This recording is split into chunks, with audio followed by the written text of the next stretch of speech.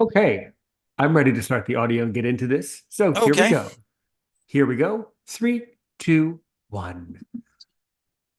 Welcome back, everybody, to another exciting episode of Aaron's Opinion, the podcast for blind people where we speak about critical issues in the blindness community and all other issues from across the universe and galaxy. Tonight, we have the great honor and pleasure to be joined by Lou Kolb. I understand you've done a lot in radio during your life. You've worked in a lot of ways in broadcasting and radio. So, as I say to anyone who comes up to my microphone, why don't you go ahead and dig into it this evening by telling us who is Lou Kolb? You may take the interview in any direction you would like. Go for it.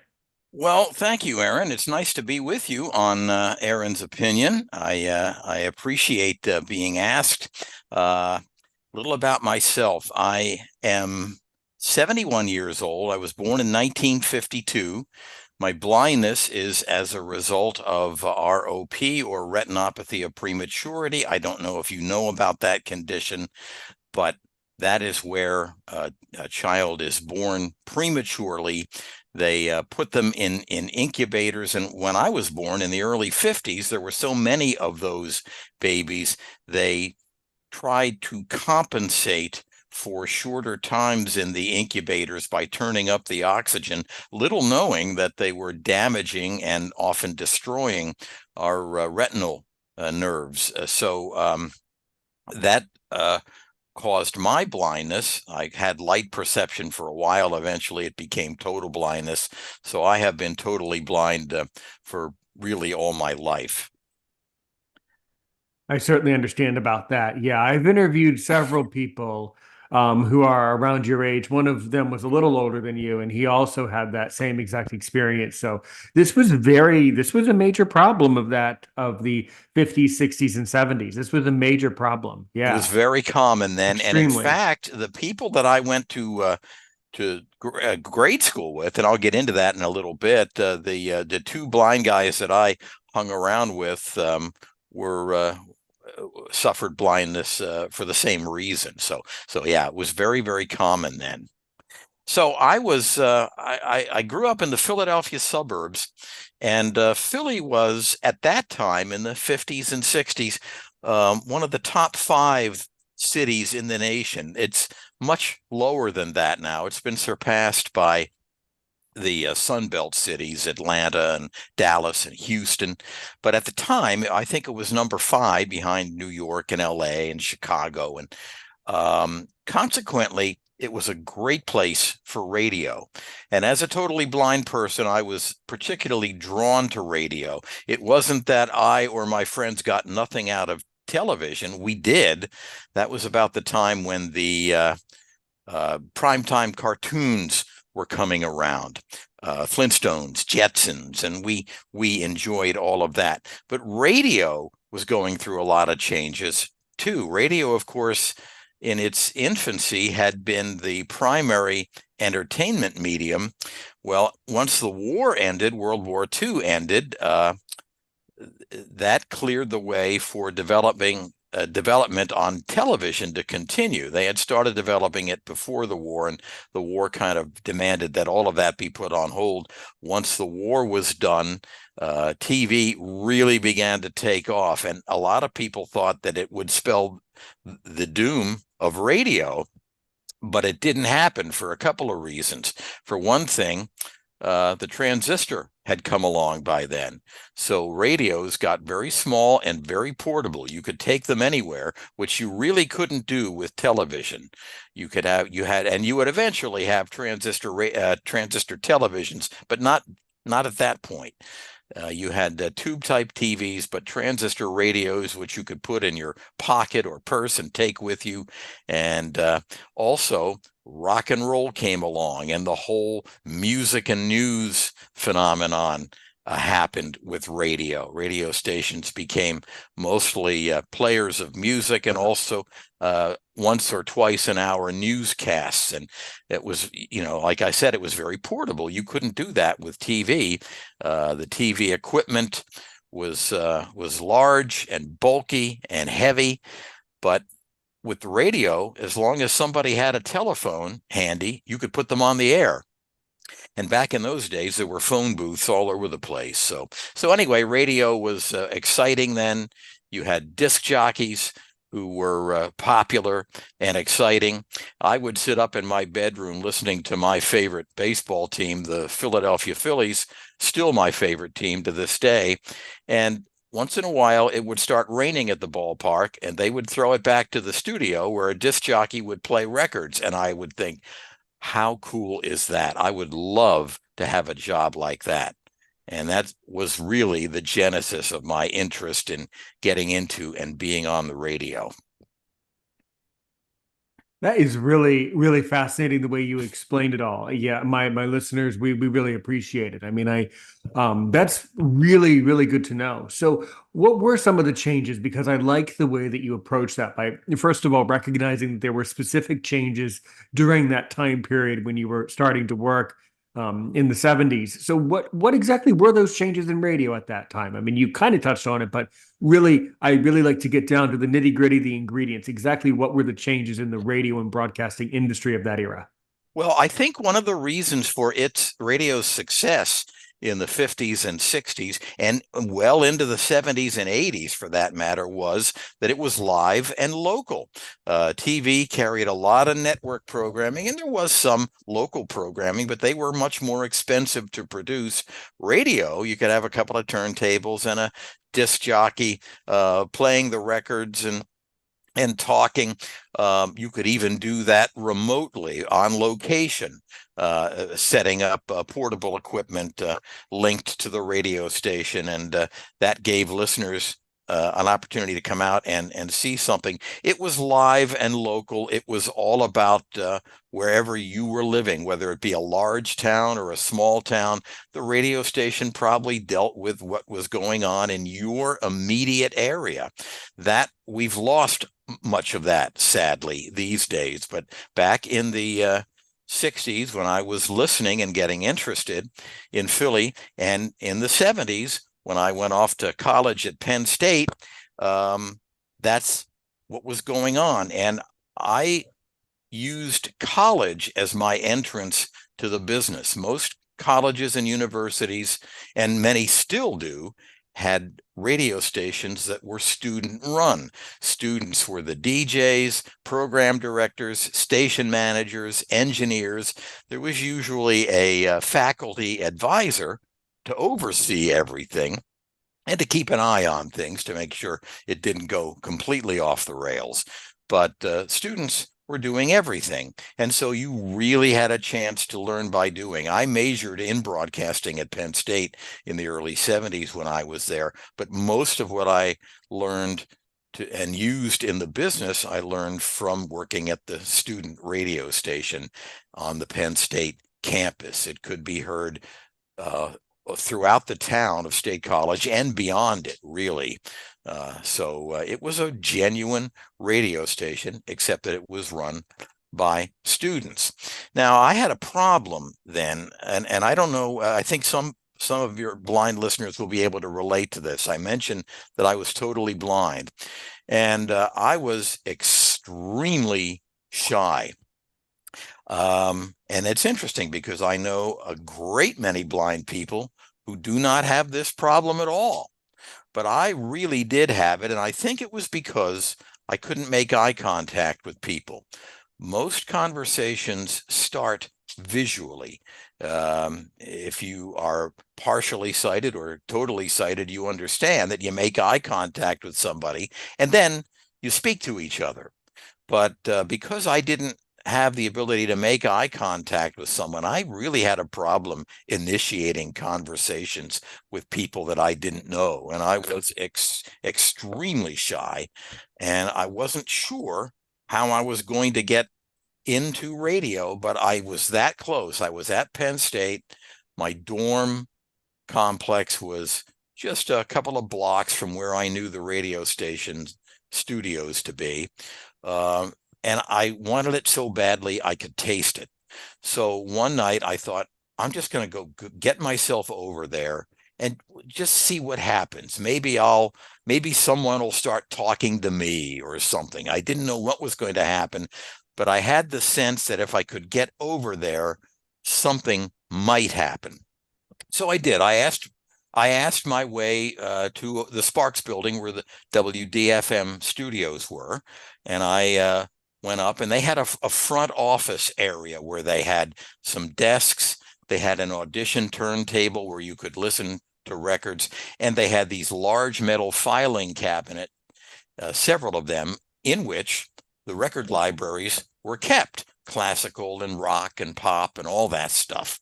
So I went into that office room and just sat down. There was a couple of doors known as a sound lock, which is a couple of soundproof doors that keep the studio isolated acoustically so that you don't have sounds from elsewhere in the building leaking into the on-air studio. And those doors were usually closed. So I was sitting out there in the office, and somebody came out. The guy who was on the air would come out to get records every once in a while. And first couple of times he came out, he didn't say anything to me. I'm sure he saw me sitting there, but he didn't say anything. And of course, shy as I was, I didn't say anything to him. The third time, it finally occurred to him that, maybe I needed something or was looking for something. So he asked me, and I said, well, I introduced myself. I said, I'm interested in radio and I'd like to get to join the staff of the station here. And he said, well, since you're here, you might as well come on in the studio. And I thought, oh, this is great. This guy was on the air. I could actually see a show taking place or experience a show taking place. So I went in. His name was Scott Hauer. I know him to this day. We were in contact on social media, even now, I don't know, 50, 60 years later. And that's how I got started. From there, I got a shift. If you wanted to do a rock show, DJ show, you had to run board or engineer some of the classical music shows. Well, I was only too happy to do that. It was anything that would get me behind the control board, So I did that, and that's how I got started. From there, I got a part-time job at a commercial station in town, and I sort of went from there. Super cool. Super, super good. Absolutely. So yeah. So where did you go from there? So Well, yeah.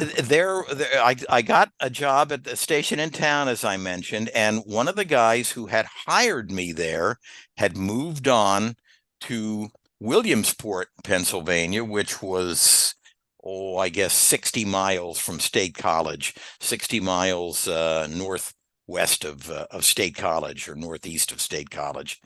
And he called one day and he said, hey, the people that owned the station where I am in Williamsport, they own a station up in Western New York, about 50 miles south of Buffalo in Salamanca. They are looking for people to work there. So send them an audition tape, which is what I did and another friend of mine at the station did. And they called me up for an interview. And I got on the bus, went up to Western New York. I'd never been up there before. I'm totally blind, but I was up for anything. I wanted to work in radio and was willing to do whatever it took. So I ended up getting the job there. I would have to leave college. I was in my senior year, but I was spending most of my time at the student station, and I wasn't sure I would be able to complete my courses and graduate that year anyway. So much to my dad's chagrin, I left Penn State, took the job, never really regretted it. I don't think having the degree would have helped me in that end of broadcasting. Might have helped me with other things, like if I had decided to go and teach English or something. But I did that, and about a year after I was working in Salamanca, New York, the people that owned that station sold it and moved several of us down to the Williamsport operation, where they had an AM and an FM station. and ended up spending the rest of my working life in Williamsport. I hadn't planned on doing that. My dream was to work in Philadelphia, where I grew up and where I had fallen in love with radio. But the longer I was in Williamsport, the more I realized, this is pretty good. Williamsport was a town of about 30,000, had a remarkably good bus station there, was fairly easy to get around, even for a totally blind person. And I met a lot of people who had come through, who I'd worked with, who'd gone on to work in Philadelphia and other major markets. And they told me, it's great, but I think I had more fun when I was back in Williamsport. There was more job security, wasn't making much money, but you didn't make much money in radio anyway, unless you were the morning man, the morning star. So I ended up staying in Williamsport until I retired just a few years ago. Let's see, I guess it was 2019, August of 2019. I did my final shows there, and eventually my wife and I moved to Brigantine, New Jersey, where I had a couple of sisters already living, so we could be closer to family, and that's where I am now. Yeah, yeah. Really, all great, all fascinating. So, by the way, perhaps I didn't ask you, so I'm going to ask you now. So, when you went up to the station in New York, and when you worked for most of your career in Williamsport, so what was your job at the station? What were the shows? Really break down the nitty-gritty ingredients of all of that. Okay, the station in Salamanca was a little daytime AM station, signed on at 6 a.m., signed off whenever sundown was, and that varied from 4:45 in the wintertime to about 9 p.m. in the summertime. I was the afternoon guy, so I had a really short air shift in the winter because we signed off early, but a very long one in the summer because we were on the air till 9 p.m.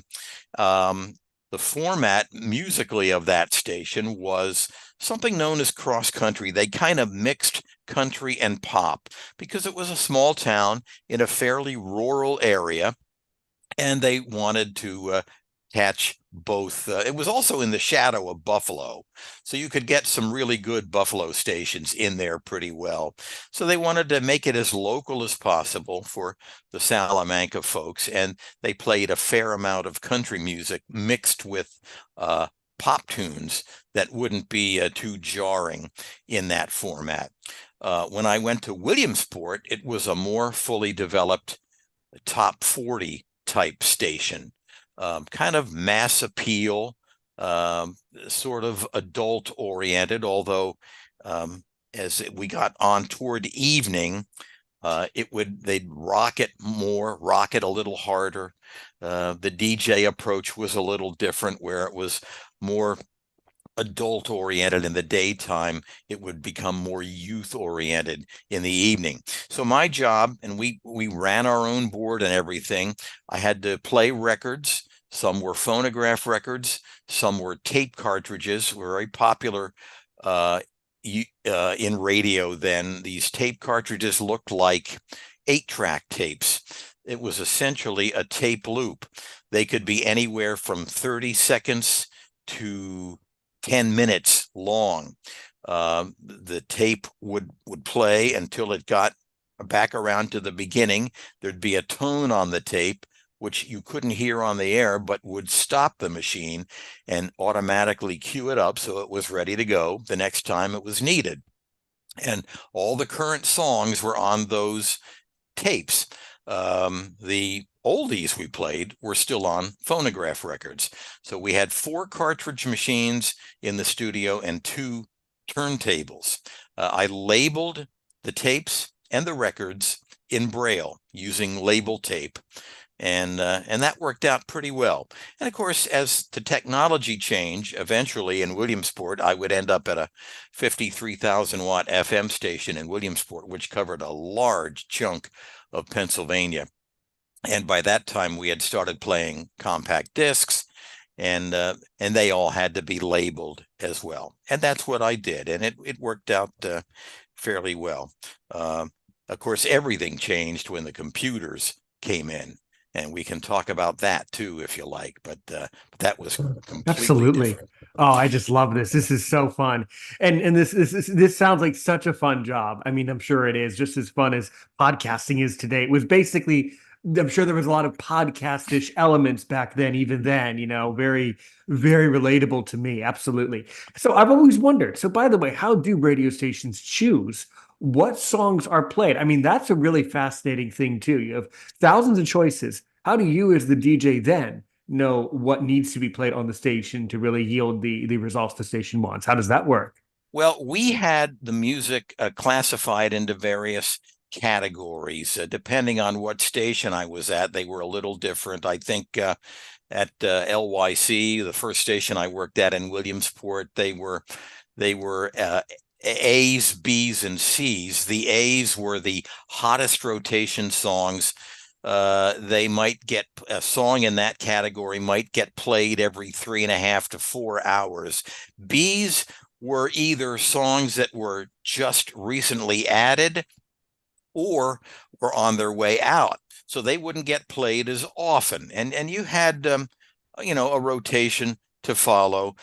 Later on, when I was at a station that played some album cuts, um, there were boxes filled with 3x5 cards, which I would braille up. They were printed, and we found that I could braille over them without disturbing the print. They were still just as legible to the sighted DJs. Of course, that was everybody besides me on the staff. So that worked out pretty well too. And you would go into the box and pull a card, and you'd pull that song from the record shelf, that album rather, from the record shelf. You'd play it, you'd put it away, and you'd put the card in the back of the box. So you'd kind of work your way from front to back, and that's how they kept things from getting played too often. You did have to be careful, and program directors would sometimes run into DJs who would pull a card and say, "I hate that song. I'm not going to play it." Or and but he was pretty good. The guy that we worked for, that was good, conscientious program director, and most of the DJs, understood that it really wasn't about what they liked. It was about what the listeners wanted. And if a song was being played, there was a reason for it. Oh, and you asked what went into to choosing what songs would make the playlist. They would use charts. Magazines like Billboard and Radio and Records, they were trade publications. They would have charts for various types of music, country music charts. They would have top 40 charts, adult contemporary charts. A lot of the stations I worked for were adult contempt stations, or sometimes we called them the soccer mom stations, because they were kind of pop oriented, adult oriented, and that's what the young moms would listen to on their way to the soccer matches, driving their kids to school and whatnot. And there were charts for all that, and so that was a lot of what went into it. And also back then, program directors would often use their own intuition. They knew their particular areas, they knew their markets. We lost a lot of that too, as large corporations began to take over, and they began to program all their stations from one place. But back in the when I was getting started, the local program directors had a lot of power and a lot of sway, and they could decide what songs made a station playlist. And it was an interesting time then too, because top 40 wasn't all rock. It was there was some rock, or you'd have a song like "Thank God I'm a Country Boy" by John Denver, very much a country song, but of course he had a popular variety TV show, so everybody got to see him on TV, and the radio stations, not only the country stations but the pop stations, would play that song. And so there were country songs that would get played too, and become what they called crossover hits. That was always kind of exciting. If you have Sirius XM today and you listen to the Casey Kasem American Top 40 shows on, I think the 70s channel runs them, and you'll notice that the charts back then were so varied. You had harder rock songs like maybe Alice Cooper's "School's Out." You'd also have um, very soft ballads like Morris Albert's "Feelings" and things like that. Just a lot more variety, which I always enjoyed. It made it was a lot harder to get tired of a playlist that way. That's really incredible how similar that is to how life is now. How basically your friend sends you a playlist and they Yeah. say, "Hey, here's what's good. Here's what we've decided it." Hmm. Intellectually, intrinsically, magically, we as people, I think what it kind of comes down to, and the question was brewing in my podcaster's ear, but you already answered it. I guess what it all comes down to is you would look up some information from the main magazine, the station manager would tell you, but ultimately you would just use your own, to some extent, your own imagination and your own intuition to know what really is better. And it's very subtle, but people can still tell what is slightly better. If Yeah. something's slightly better, it's actually a lot better. And And I that's what it sounds like. Yeah. we would get calls, of course, from listeners who would make requests all the time, and if they called for let's say Frankie Valli, and we had just played him, and I'm showing my age here. um this is all really old stuff, but or if somebody these days called for Taylor Swift, wanted to hear a Taylor Swift tune, but you had just played one 15 minutes ago, you wanted to keep a little more separation than that. So you might not play it right away, but you might hang on and play it an hour later or so when a little more time had gone by. And I'll tell you something else, that podcasts are great for what I call narrow casting. You're doing a podcast here that is targeted mainly toward people in the blindness community who would have interest in these things. Uh, but broadcasting, where you had one transmitter and a lot of people with radio receivers, that's kind of a neat model. It was very easy to reach a lot of people. And if you were a particularly well-programmed station and had become the number one station in a given market, most everybody tuned into you. That's a little harder to accomplish these days with podcasts. You've got to get the word out there, as you know, because you're doing this, and you got to get word out about what you're doing and get people to tune in, to download the podcast, and to listen to it. Was a little easier then. You just reach up, turn the radio on, and see it was on. If you liked it, you left it there, and if not, you might tune the dial a little bit. The technology has moved on, of course, and unfortunately, I think radio, as I knew it and took part in it, has suffered. But that's the way of the world. Nothing lasts forever, and we've moved on to podcasting now, to services like Spotify and playlists, and that's how music makes the round now. Instead of, there is still radio, but it doesn't quite have the gravitas as it did back then. Yeah, definitely, totally. No, you're very, let me give you put something into your broadcaster ear for a second. Let me kind of rewind a little bit of my life. So I grew up in Maryland, in a very small town, and I forget if I told you. I tell this to so many people, I forget. As I say, if I'm repeating myself, sorry, can't help it. I was born with glaucoma in '91, and I was Okay. also born with a congenital heart defect. So the first 4 or 5 years of my life, my parents were driving up and down to Hopkins, of course, in Baltimore. Right. So Yeah. from day one, I think I might have told you. I'm forgetting now. But from day one, my ear loved that radio. I Mm. mean, they were doing back then. They were doing WMAL. That was their main Sure. station. Yeah. So in my heart, you hold a very special place in my heart, because radio is not dead. In my heart, I will never forget those stations, those great hosts, those great, some of which happen to be conservative hosts, and you know whom I'm speaking of. Yeah. Some have passed away, some have retired, but either way, my childhood was filled with that knowledge and love for radio and appreciation and all that. My father and I were actually amateur radio operators as well. So I even have I still am. I'm very active these days, have been for 55 years. Well, the whole appreciation of the hobby from broadcasting, amateur, podcasting, YouTube, it's all about sharing a great message. And Yeah. that's why it's so powerful and so positive, because there's nothing negative I can say about this. There's nothing negative I would ever say about you, and there's nothing negative I would ever say about podcasting. It's all good. Yeah. Well, So yes, go I'll ahead. tell you something else. Well, tell me. You struck a chord here because you talked about going up and down and listening to MAL in Washington and getting to hear, and Washington and Baltimore are their own markets, yet they're close enough where you can tune in stations from the other easily enough. When I was a kid, and before I didn't get my first FM radio till sometime in the late 60s.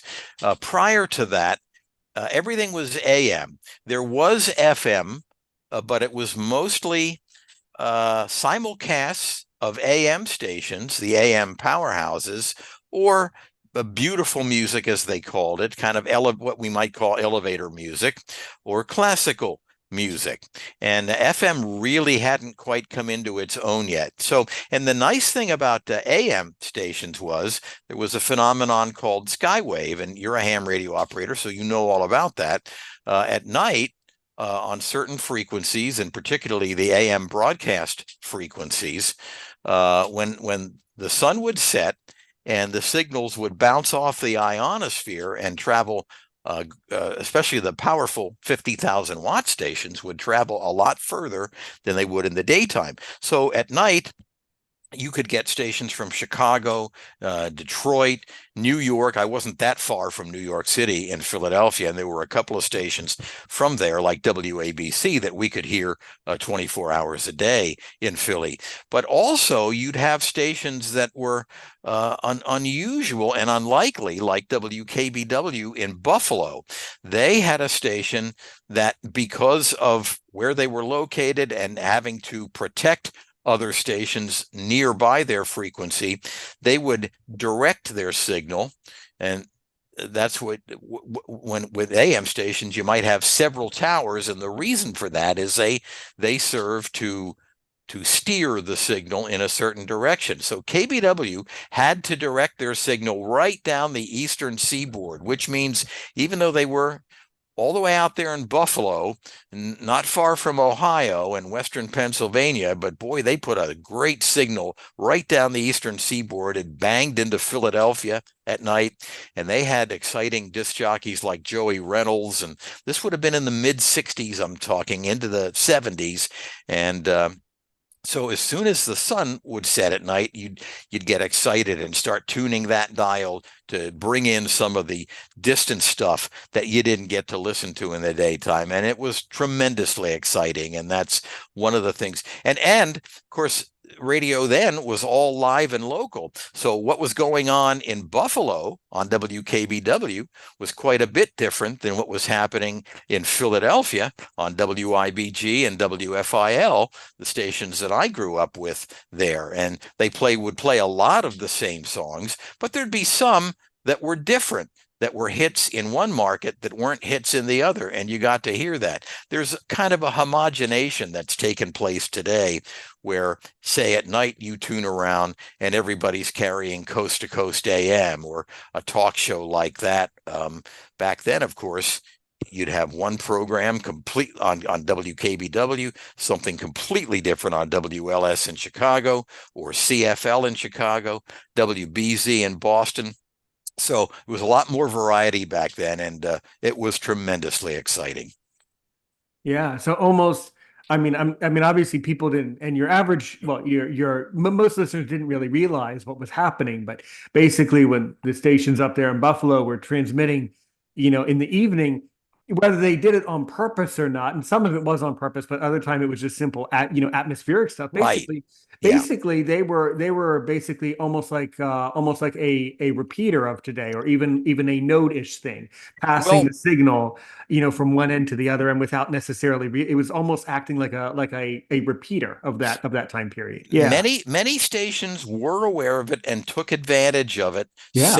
selling advertising to far-flung advertiser, and especially to the rural audiences, whose local station might sign off at night, so they were left with some of the big powerhouses from the big cities to tune to. And I know people all up and down the East Coast, as far south as Florida, who would become big fans of WABC in New York, which became a rock and roll powerhouse in the mid '60s with the Beatles and DJs like Cousin Brucey and whatnot. And of course, he would have fans all across the eastern part of the nation, and there were some, I'm sure, in the western half. I'm not quite as familiar with them because I was an East Coast kid, but some stations coming out of LA, and the same thing would go on there, LA and San Francisco, and those stations would reach out toward the middle of the country. So yeah, it was a very exciting time. Yeah, that must have been, and especially considering that at that time period, people didn't really have personal computers, that would have been even more exciting of that time to be able to hear what was going on in another part of the country. Exactly. To us, believe it or not, sitting in our audience, we actually have someone even from South Africa. We have someone all the way in South Africa who's There sitting you go. in the audience Yep. right now. So, or he was. I'm pretty sure he's still there. But back then, it was much more exciting. So then, okay, all right, one beautiful. You were saying before that you sort of feel, and in my heart, I kind of disagree a little, only because I have a great love for radio. But you were saying how over the years you kind of noticed how the radio that you worked with kind of became more corporate, and it started to become more of a company. Why don't you kind of walk through the transition and this sort of transition that you noticed? Well, This almost no pun intended, but so there was sort of a bit of a segue, a bit of a a bit of a segue to a new era. Why don't you walk us in that direction?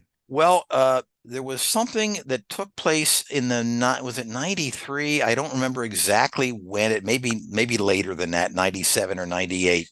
I think it was President Clinton who signed into law the Telecommunications Act. One of the things that provided for was that stations could own many more, or companies could own many more stations than they hitherto were allowed. I think it was a company could own just a small group of a couple of stations, an AM and FM in each market, and they maybe could own 7 or 8 stations. So a company like Westinghouse Broadcasting, for example, Group W, which was a big broadcasting powerhouse in the '60s, they would own a station, not several, just maybe an AM and an FM at most, in Boston, in New York, in Philly, in Chicago. Nowadays, of course, they could own half a dozen stations in each of those markets. So when they upped the totals that a company could own, that was became known as consolidation. And in some ways, it helped some stations stay on the air. Some stations that weren't making money, if they were swallowed up by the bigger companies. I ended up working for Clear Channel Communications, which is the same as iHeart. They changed the name of the company for various reasons, but they owned well over 1,000 radio stations in the country. And so, as you can imagine, they had a tremendous effect on music programming, on concert ticket sales. A station with that much clout. And one of the things they also did once the computers came in, they thought, well, we have, say, 150 stations all programming the adult contemporary format in different markets, but we're paying staffs in each of those markets. Why don't we, using the technology, have one DJ in say Orlando or wherever they happen to be. And he or she can provide programming for all 150 of our adult contemporary stations. Same for the country stations. So they saved a lot of money, and from their standpoint, it was a economically sound thing to do, and now it was feasible to do. Instead of having one midday guy in each of those adult contempt stations, or girl, where you would have dozens of them all across the country. Now you only had one or two. And so things started to change then. Once it became possible for DJs to provide programming for stations where they weren't living, things started to change. It started to become a lot broader, a lot more generic. Those people wouldn't be able to tell you about the fire at the main business in town, which might have been the chemical plant. You know, you might hear about it on the national news, but if a station was local and had a local staff covering that, they would have the latest information from the people who were putting out the fire, who were running the company, who were doing the cleanup and all that stuff. Whereas a lot of those details tend to get watered down when they're coming from a farther away person. When in my later years in Williamsport, we actually did some traffic reports, but they weren't done in Williamsport. They were done from Harrisburg, which is 80 miles south of Williamsport. So a lot of the local flavor, I think, has been lost.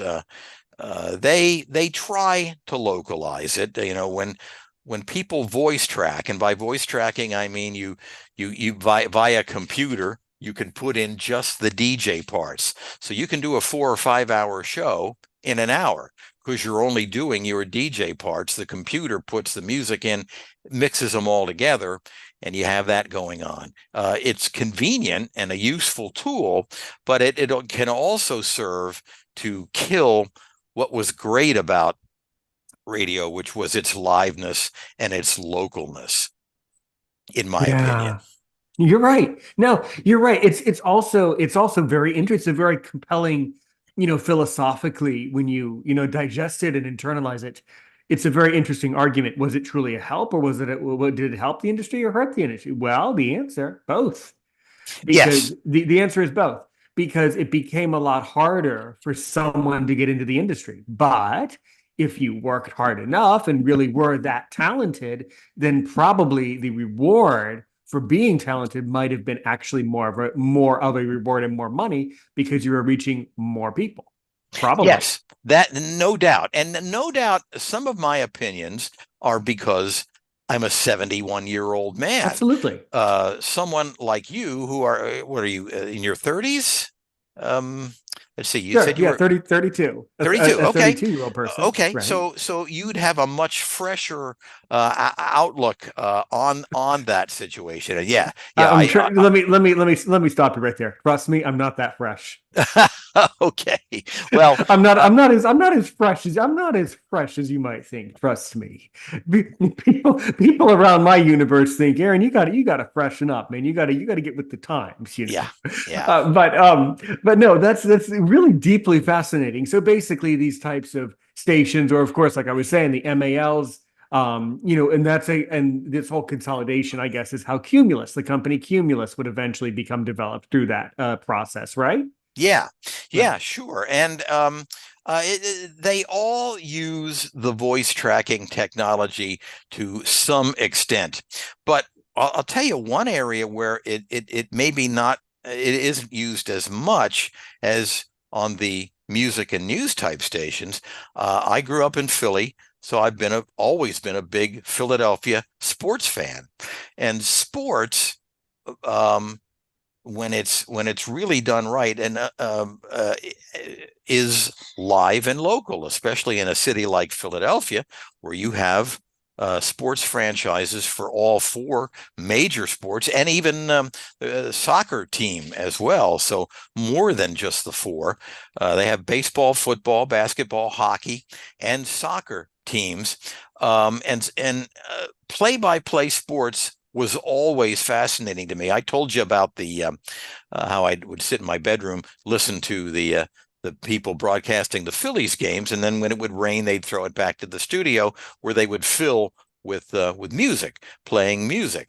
But these days, instead of doing that, they usually take phone calls for a while because the technology exists to do that. You can do that even from the ballpark. And play-by-play sports, you don't really know what's going to happen, who's going to win a particular game, unless, of course, there are gambling shenanigans going on and it's fixed. But hopefully, there's not much of that going on. And when two teams hook up in the World Series, you don't know until the games are over who the winner is going to be. And I've always liked that and still like that. In my opinion, of all the sports, baseball is still the one that works best on radio. There's time for storytelling. There's time for a little conversation. Yet there are exciting moments, and it just it provides for some great radio listening, in my opinion. You're absolutely right. So then I think you also gently mentioned iHeartMedia or iHeart. So in other words, that company iHeart back then that you worked for. So would that end up becoming the iHeart Radio that I know today? That we know Yes. today? Okay, Yes. talk about that. Tell us. Well, Clear Channel was buying up stations. This was in the late 90s when it suddenly was possible for companies to own stations all over the country. And they would build their empire to well over 1,000 stations. I forget what the total number was. They've jettisoned some of them now.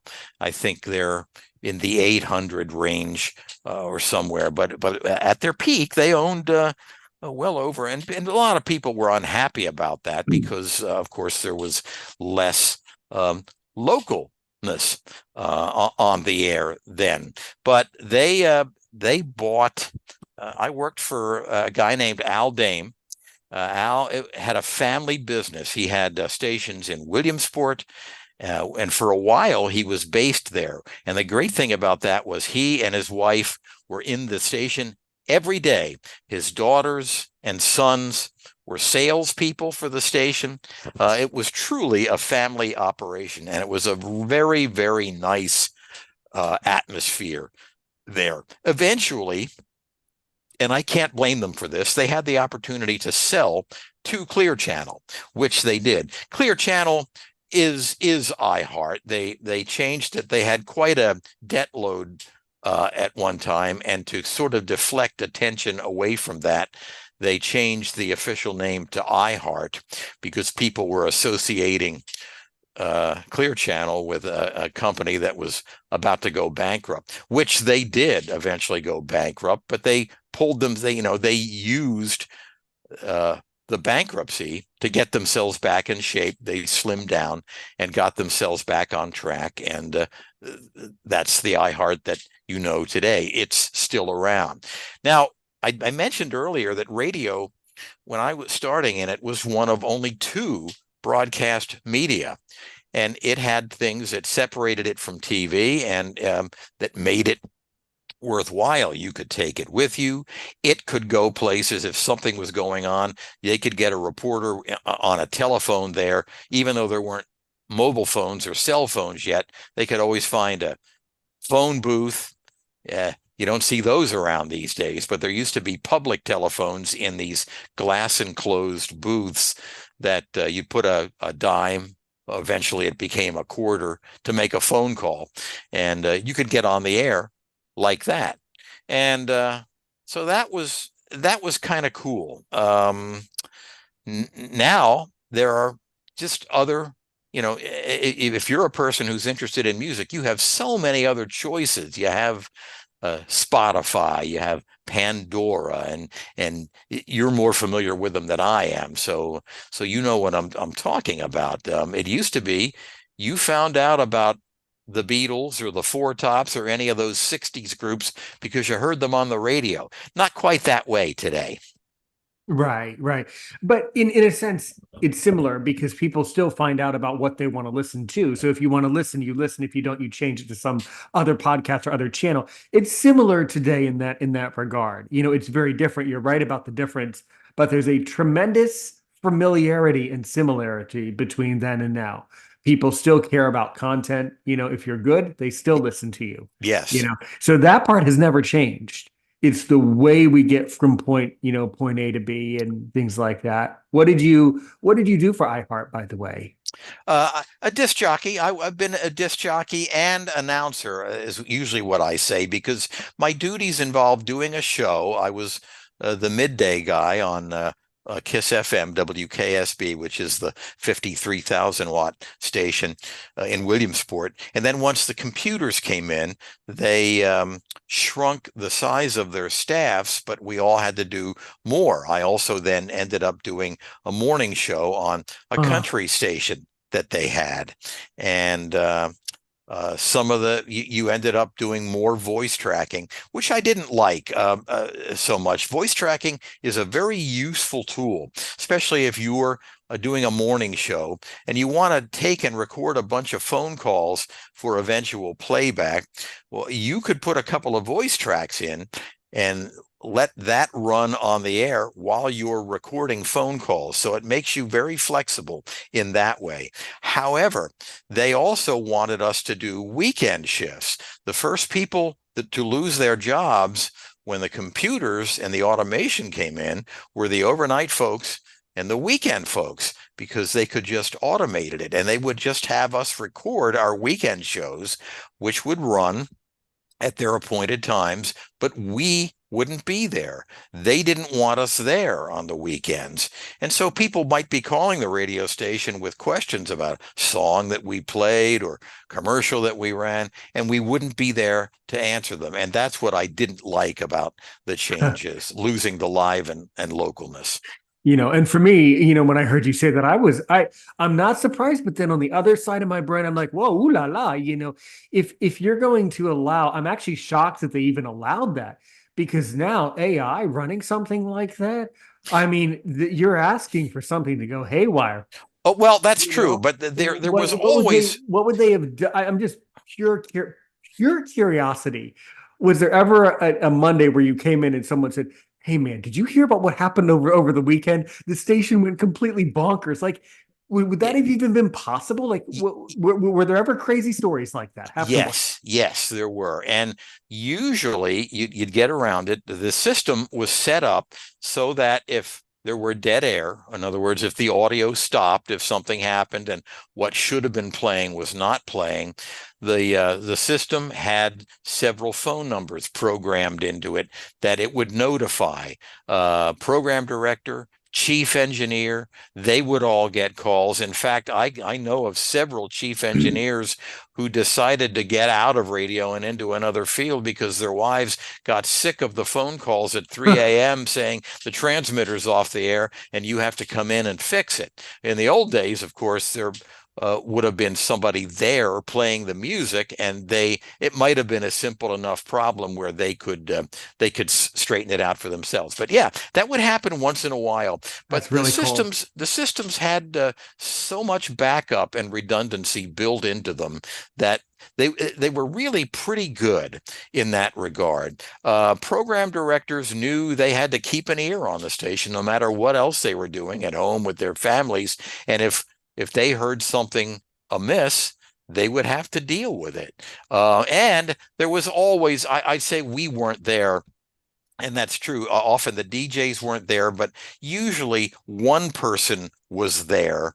Um, just to kind of keep an eye on all the stations and to have a warm body on the premises who could go into action if something like that did happen. I worked there until 2011, and I got there was they call it the Great iHeart Massacre. Sometimes it was in was it October? I think late October that year there were hundreds of people across the country who were let go, because that's when they figured out, well, we don't need all these individual personnel. We'll just have somebody voice track it from Orlando or Boston or wherever, whoever wanted to do it, and that's what they did. So the number of jobs available in the business really took a nosedive. But yes, there was the flexibility that voice tracking afforded. A lot of people did it from their home studios. I had a little home studio. I didn't do any voice tracking from it, but I did some voiceover work and things like that.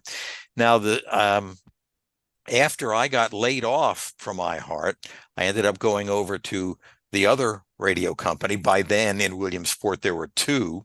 And that was a company that really prized live and local operation.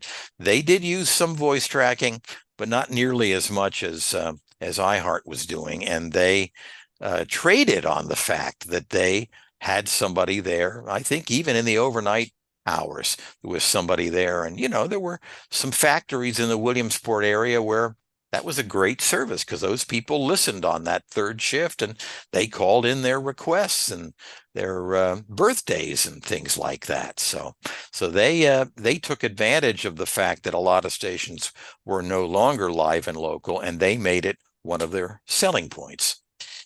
Yeah, yeah, utterly, absolutely fascinating, and just really, really, really cool. I mean, I think, that it definitely is a shame that all those people lost their jobs, because part of the, never mind the money and the job part, but part of the fun of radio and broadcasting is bringing people together. So Yes. you kind of need people to come into a place, whether it's online or in a studio. Part of the broadcasting is the you behind it. Yes. That's part of it. So to lose that, that must have been very frustrating. Again, it would have been really fun for the DJ in the city to get the call and said, "Oh, we're going to allow you to do the voice track for X number of stations." That would have been great for them, but I don't know. It's deeply, deeply fascinating. So, Interesting problems. mhm, And another problem is that these of days, I course, mean, it got to be hard to make money as a broadcast station, because now if you have a cell phone, you have a radio and or TV station in your pocket. And that certainly wasn't the case back then. So right. Well, that never has, mind. Well, never mind about having a radio or TV in your pocket. I have a radio in my pocket. I have a TV in my pocket. I have a production studio in my pocket. I have a TV show that I produce right from my exactly. pocket. That's right. Everything's a pocket. Yep. So, but ultimately, the deepest level of all of it is that this is why I tell people. People say, "Aaron, how many episodes should I produce?" I say, "You're asking the wrong question." I say, "What about the quality? How much do you care about what you're producing? How much love do you put into it, and how much do you care about it?" And that's what I would tell. That's what I would tell anyone. Well, cool, man. Well, what did you do after you retired? And as we start to walk towards the audience portion at the end of any great episode, so what's a hobby that you do that I would never expect you to do? Um, well, I used to listen to a lot of music, as you can imagine. I went through an audiophile phase in the 80s, right about the time when audio was switching from analog to digital. That was pretty exciting. And of course, my love of music dovetailed nicely into being a disc jockey and getting into radio. But as you grow older, at least with me, I don't enjoy music as much as I used to.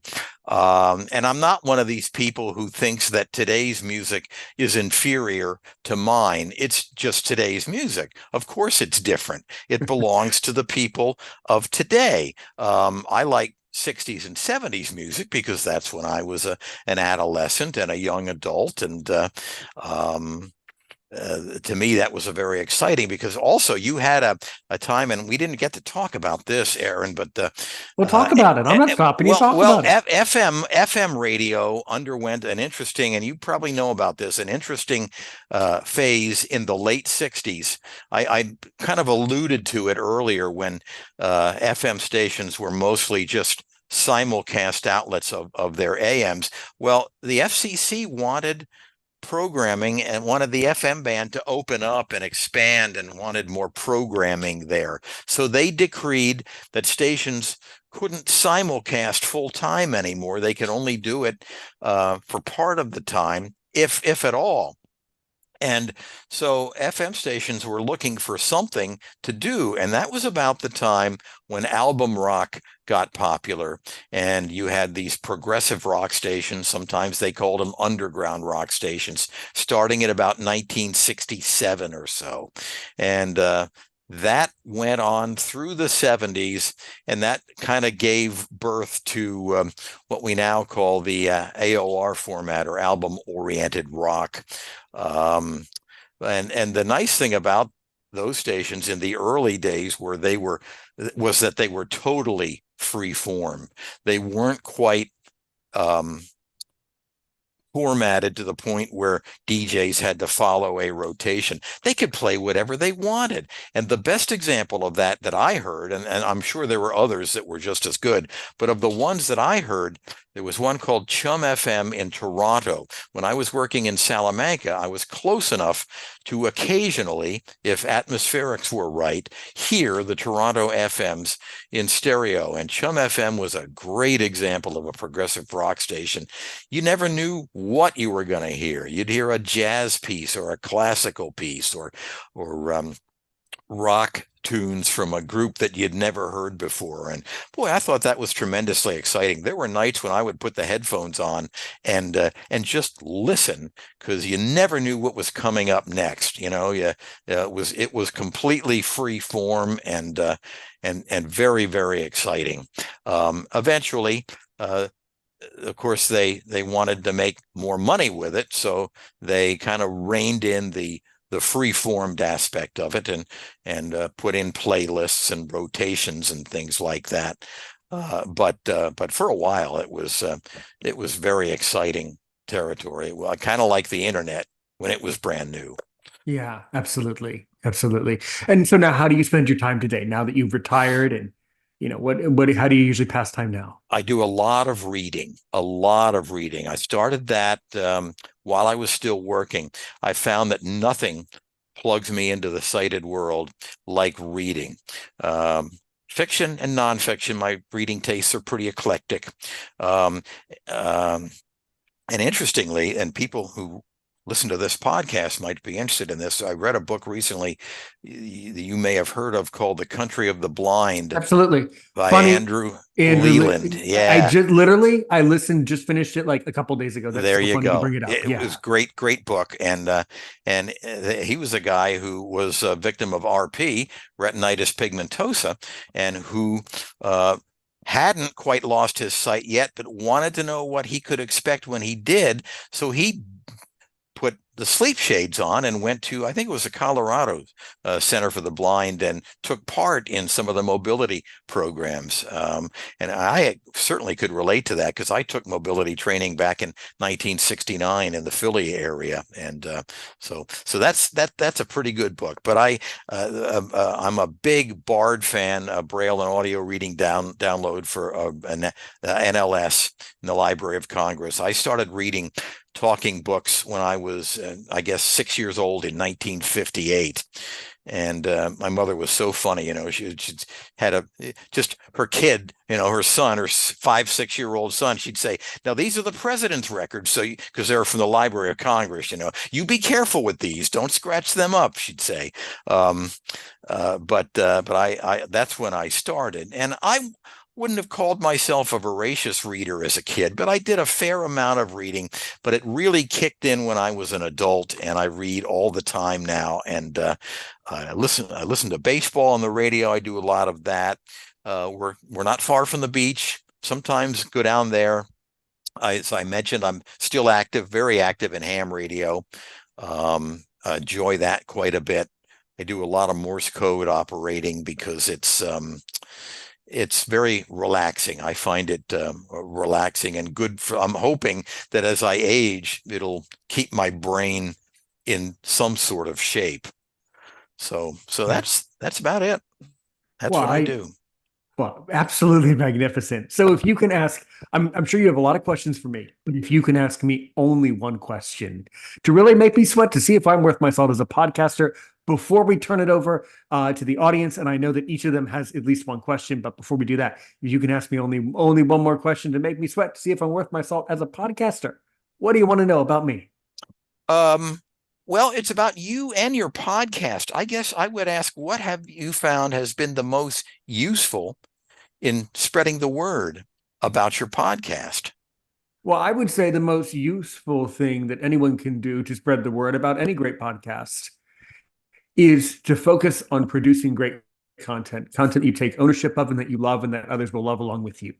Because as I said before, it's not about the downloads, although I do look. It's not about the number of countries that watch us live, like South Mhm. Africa is watching now. It's not about that. It's about ultimately in the end game is how good was the meal? How good Yeah, yeah. is the content? That's Mhm. what it clearly is about and how much you care about it. So that is what I would say. So it's not for me, it's not about spreading the word, although of course you'll be added to my groups and of course the episode will get shared around. Of course it will, but it's not quite about that. It's about the fact that when you do the right thing and when you produce great content, the greatness and the quality is actually the share, is the quality. Very true. That's very true. One of the problems I have with podcasts, and I've subscribed to several, but I don't always have time to listen to them, and sometimes I look and I think, oh my gosh, I have piles of these waiting to be gone through, and that's the only thing. And actually, it's a good problem to have because if ever you're bored, there's always something to listen to. So Yeah, that's the great thing well, about it. let me give you a clue to make sure that certain things get into your place. So if you're ever bored, there's this podcast. I don't know if you've heard of it. It's called Aaron's Opinion. Just saying, it's available to you. Just saying, Well, I will keep that in mind, and I just will. saying. That's a Two good idea, and I'll spread two the of word. well, I appreciate it, and so do our audience members. I know that for one thing, Aaron Kolonowski, who helped me to get in touch with you, he's sitting right here. I know he has a question, and maybe our great buddy Latabo from South Africa also probably has a question. So this is the part where I open the mics on the other end and say, okay, so yeah, here we go. Okay, Aaron, go ahead. Yeah, I'm sure you have a question. Go. One question though.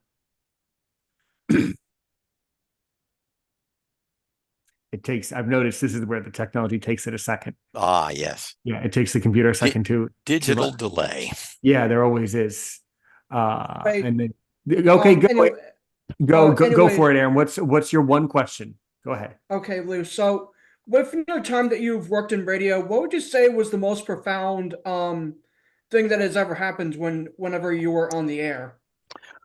Oh gosh, that's a good question, Aaron. I can think of one thing. I was on in Williamsport. I was doing the midday shift, and it was maybe a half hour before I was due to get off the air, and there was an earthquake that took place down in Virginia, and we could feel it up in Williamsport. Now, Aaron, you're in Maryland. You may remember this. This was I forget how many years ago this would have been in. Well, let's see. I was so it must have been in the early part of the 2000s.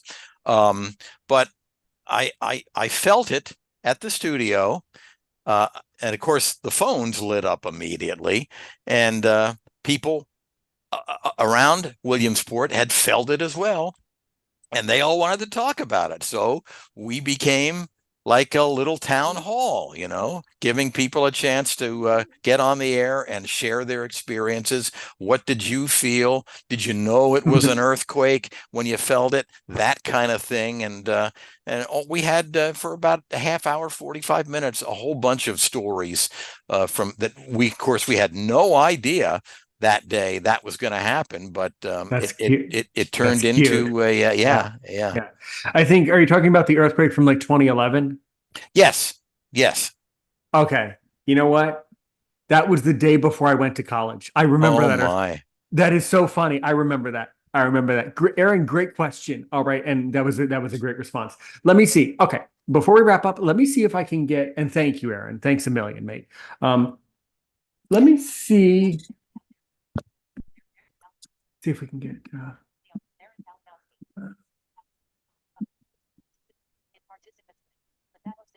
Okay. Oh yeah, here we go. Okay. Okay. Yeah. Here we go. Here we go. Here we go. Okay. Here we go over to South Africa. Let's see if he's still at his computer. All right. And this guy, by the way, you'll meet him soon. He's a talk show host too from South Africa. He has several shows that he does over the internet. This Wonderful. guy, he has been one of our greatest friends ever. It is very late though. I'm not sure if he's by the mic. Loukolb, are you there, mate? Are you there by the mic, man? Yeah, I am here. Well, good morning, guys, because I'm not asleep as yet. That's Anyway, incredible that you stayed up for this. Much appreciated. Your one question for Lou Kolb. Go.